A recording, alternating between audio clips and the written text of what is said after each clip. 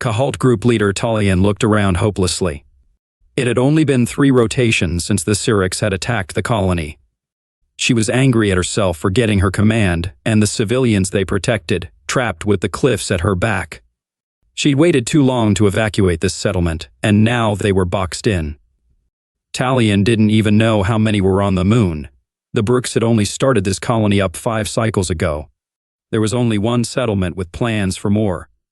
All told, there were about 4,000 Bruks here, and those were mostly farmers and miners. Talian's company had been surveying suitable places for a Federation military base. She led a team of 20 engineers, geologists, and other scientists to find the best spot for their use, and that minimized negative impact on the moon. They didn't want to repeat the mistake made on Variant 3, where an idiot military commander built the base over a major fault line. A planetary quake ripped the base in half and leveled it completely. Luckily, the only serious casualty was the officer's career. She had 130 soldiers with her as security, mostly to protect against local fauna and assist with any heavy work. Kahalt Group leader Talian was caught completely by surprise by the Syrinx Labor Party attack. Her transport ship was destroyed in the first volley of the small Syrinx fleet. The system of satellites wasn't in place to boost the communication signal out of the system. She still tried, though. But they could still receive, and from the panicked broadcasts, it sounded like the Syrinx were attacking all over the 4 local systems. Local militias were enough to stop them, so they had everything their way. But they got one hell of a surprise when they attacked this settlement. They never expected to find 130 Federation troopers. They left almost 100 dead in their initial attack, but that just seemed to piss them off. The Syrinx didn't expect any resistance, so they came in lightly armed, expecting to meet local militias at most. And that's why her command was still alive. She'd taken maybe 20 casualties, dead or wounded. At least civilian casualties were fairly low. After the first attack, she set them to digging underground bunkers to take cover in and use the removed dirt to reinforce the wall. It was only meant to keep their livestock in and wild predators out. There were high cliffs to her left and behind her with mine tunnels leading into the rock. The ground in front of her was fairly flat and had no obstructions. The right side was a slope that cut through the cliffs around her. The locals said they got their wood from an isolated forest up there. They told her it was surrounded by drops on 3 sides, so no escape that way. But after 3 rotations, they had almost no food and were low on energy packs for their laser rifles, but there was sufficient water in the cistern. And she had no comms or medical supplies, but it didn't matter anyway.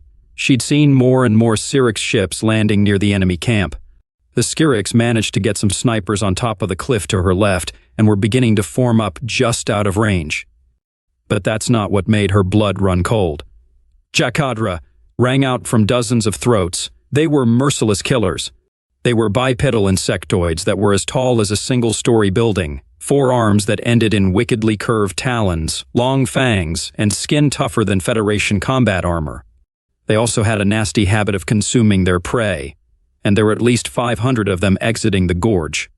The Syrinx were done playing if they were releasing the Jackadra. They wouldn't leave anyone alive to enslave. Talian was so engrossed by the Jackadra that she hadn't even noticed the sniper fire, on the left, had stopped. The Jackadra began to advance at their lumbering run. Talian looked at her surviving troopers. "It's been an honor leading you." She paused before finishing. "Let's take as many of these bastards to the afterlife as we can." Her command fired on the Jackadra, but with little effect. They'd only killed 1, and the Jackadra were more than halfway to them. Firing from her troopers was dying off as they exhausted the last of their energy packs. It was about then that she heard what sounded like a horn, but not like any she knew, like a kind of bellowing sound. But that is not what made her blood run cold. The sound of some kind of drums followed by this eerie sound that she couldn't even describe, and then she saw them. Some sort of biped she'd never seen. Maybe 10 of them, and what she realized were some kind of instruments. A pair of them had some kind of tall horn with a creature's head at the opening. Her people had something similar to the drums being carried by the other group. But what really drew her eyes were the 4 beings playing some sort of sack with sticks coming out of it. That was the source of the unholy sound which had gained everyone's attention. Even the Jackadra stopped and looked. They also acted like it caused them pain. One of her troopers blurted out, "It's the humans!" Talian had never met a human, but she'd heard of them. They'd only recently joined the Federation, but were not as advanced as most races. It was said they favored projectile weapons, but if lasers couldn't penetrate a Jackadra's hide, then what would solid pieces of metal do? She had to admit they were brave, standing on the edge of the cliff like that, but what did they expect this noise to accomplish, no matter how haunting the sound was? She found out less than a minute later. With all the attention focused on the humans on the cliff, no one noticed the humans streaming down the hillside until their battle cry rang out. There were hundreds of them, and they rode on some type of quadruped animal. No, not an animal, but a machine of some type. They were covered in body armor, but the scariest were their heads. The demonic visages that peered out from under the helmets were like something out of a nightmare. Each of them carried some kind of spear with a glowing tip that was being held upright, and what looked like some kind of rifle in a scabbard in front of their legs. She couldn't believe they were attacking with such primitive weapons. One of them even carried a banner that flapped in the wind. It was a brave show, but foolish. The Jackadra turned towards and started to run at them. The gap quickly closed between the two, and then the huge horn sounded again. Another huge cry came from hundreds of throats. The spears came down in unison. Right before they reached the Jackadra, that haunting sound came from the hillside as they started playing again. She saw the Jackadra visibly flinch and stumble, not enough to make them fall, but just enough to leave an opening for the charging humans. Now she understood the music. It was a distraction, and it seemed to mess with the Jackadra somehow. The noise as the humans crashed into the stalled Jackadra was immense. Screams, cries, and howling echoed off the cliffs. She was stunned by what she was seeing. The Jackadras were dying to those spears, driven deep into their bodies. Even the ones that weren't impaled on the spear were knocked over by the metal beasts ridden by the humans. After a human had stuck his spear in their target, they pulled out some sort of short rifle and were firing into the Jackadra at near point-blank range. She was stunned when she saw a Jackadra's head explode when hit by one. Even the things they rode were attacking with their own claws and teeth. But it wasn't all the humans' way. The Jackadra were starting to fight back. She saw a human plucked from the thing it rode and ripped in half by one. It was some of the most vicious fighting that she'd ever seen. And it lasted less than a few heartbeats before the humans began to break and retreat from either side of the melee.